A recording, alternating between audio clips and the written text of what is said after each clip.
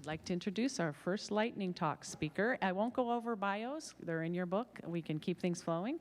Veronica Scott.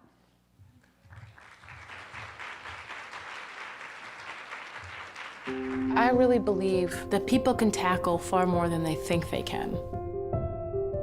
My name is Veronica Scott. I'm 24 years old, and I'm the CEO and founder of the Empowerment Plan here in Detroit. I think women have a really difficult time understanding how valuable they are. The idea of self-worth is very important to me because I grew up a kid of addicts, and we were kind of set up for failure. We were set up in a hole that we had to climb our way out of. I ended up getting a great scholarship to go to college, and a class ended up changing my entire life. The class assignment was designed something to fill actual needs. I did my research at homeless shelters. So the first product I created was the coat. The coat looks like a regular jacket during the day, but when you open it up, you can actually slide your feet in all the way up to your knees and Velcro it closed again to make a sleeping bag. I was talking to the homeless population in that area and getting feedback and making prototype after prototype. When I was on like prototype number 7, a woman came out of the shelter that I was in and she was yelling at me. She was full on screaming. And she said, "We don't need coats.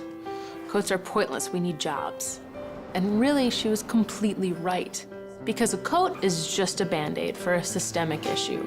And what really would have the impact is hiring the population that would need them in the first place. We hire only individuals from homeless shelters, and then we train them in everything from sewing and manufacturing to employment, as well as tech and whatever they need to become more independent and to be proud of their accomplishments and be proud of themselves. I'm happy to be working for a cause.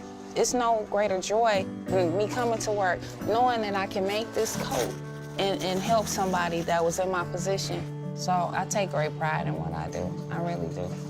You know, actually, I sat at my dinner table with my son last night and I cried because I was like, you know, last year we were just in a shelter and now this year we're in a home. I was the only person that could create this opportunity for myself. And that's all we're trying to do, is give them the power to take control of the life that they want to lead.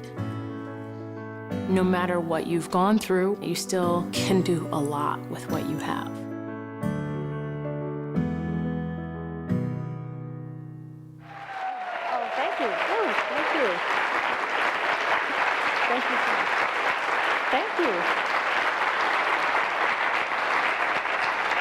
I have a really hard time watching myself, so you can see me in the corner, like staring at one of my team members, like making a lot of eye contact. I have a really hard time hearing myself talk. But it's always wonderful to hear them talking throughout the video. And I can talk about a lot of things and how we hire mostly single parents and get into that story.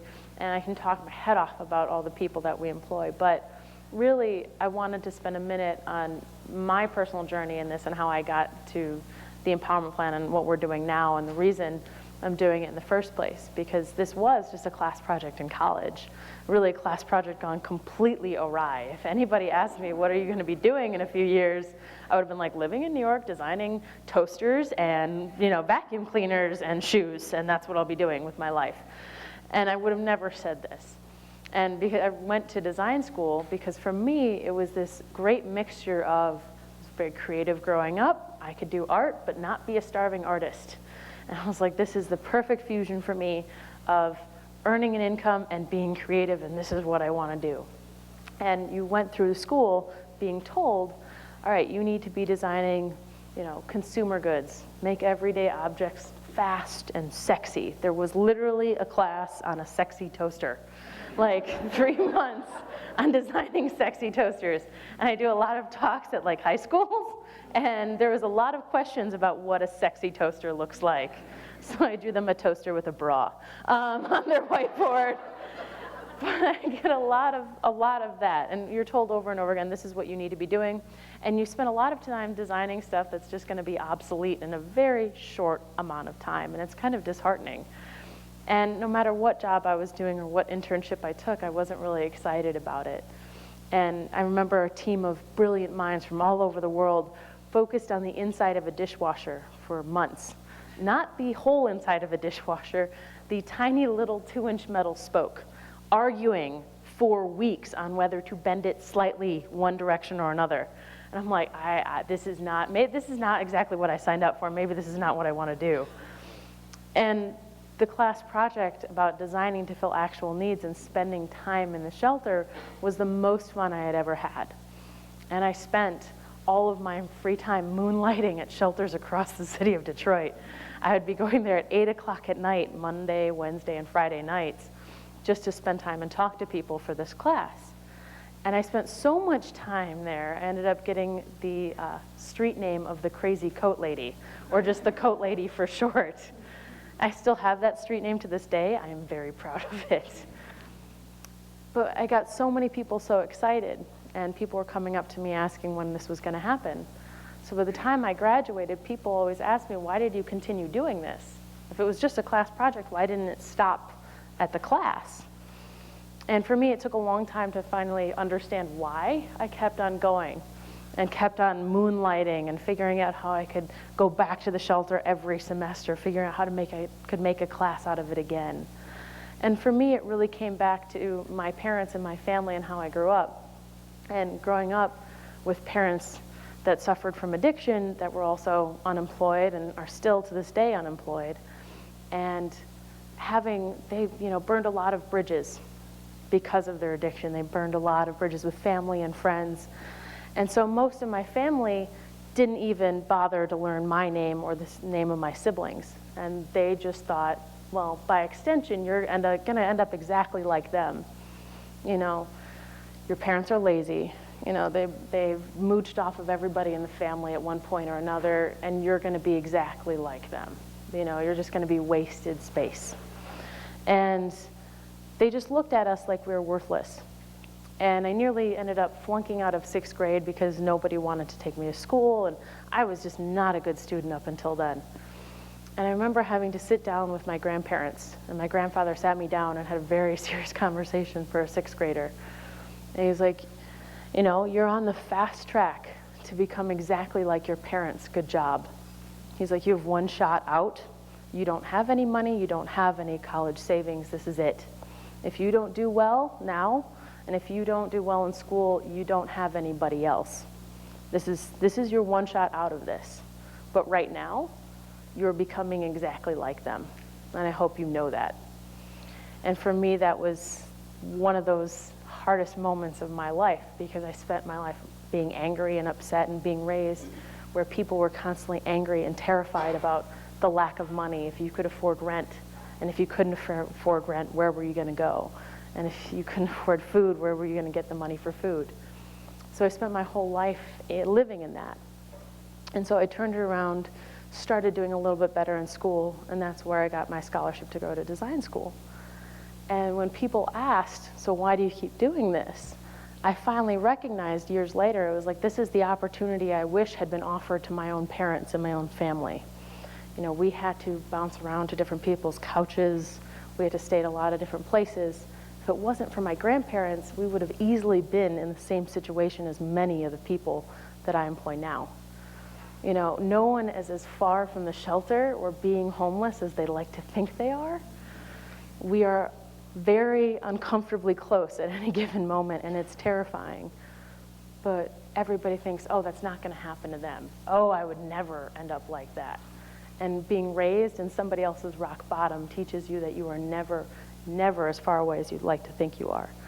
So what we do now is we try to employ the individuals, the parents, and say that hopefully those kids never have to experience what I went through growing up, and never have to experience that fear and that worry and that sickening tightening in your stomach when you're not showing up to school and you may not pass. So all of that. And I think I'm going to tell one story about one person that had probably the biggest impact on me, period, while starting this organization. And her name is Annis Maxwell, really known as Max. And if you get my business card after, you can actually see her picture on the back of our business card. But she was one of the first people I ever hired, one of the first 3. And I was 20 and had no idea how to hire anyone, ever. Never been on the other side of the interview table. And when she came on, she was tough.